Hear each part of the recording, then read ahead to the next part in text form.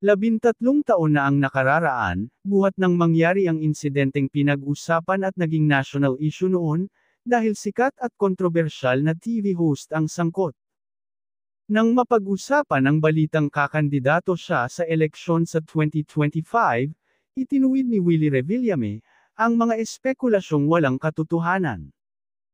Handa na siyang tumulong at hindi handa nang pumasok sa politika ang kanyang deklarasyon, sa isang pagtitipon sa Davao City noong Enero taong 2024.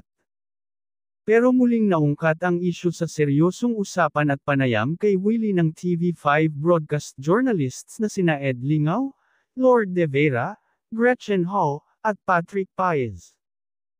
Dahil ito sa paratang na pinagsayaw niya ng macho dancing ang 6-year-old noong si Jan Jan Suan, kahit labag sa kalooban nito sa isang segment ng kanyang dating programa sa TV5, ang Willing Willie, noong 12 ng Marso taong 2011.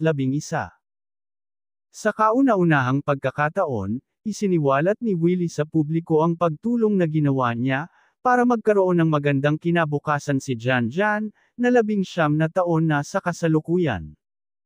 Talagang napagkaisahan at nademanda pa, pero hindi ko pinabayaan yung Jan Jan, umpisa ng revelasyon ni Willie Revillame.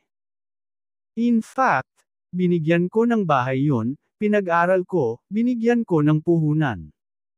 Pero yun, hindi ninyo alam yun for the past how many years. If you can interview him, pwede ninyo siyang puntahan.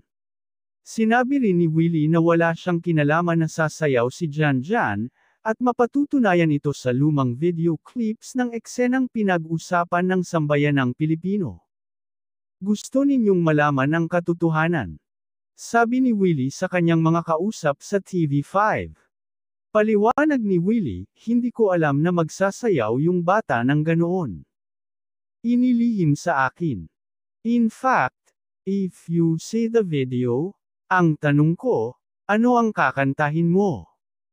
Sabi niya, hindi po ako kakanta. Sasayaw po ako. So, I am innocent. So nung sumayaw na, syempre hindi ko na makontrol dahil nag-e-enjoy na yung tao.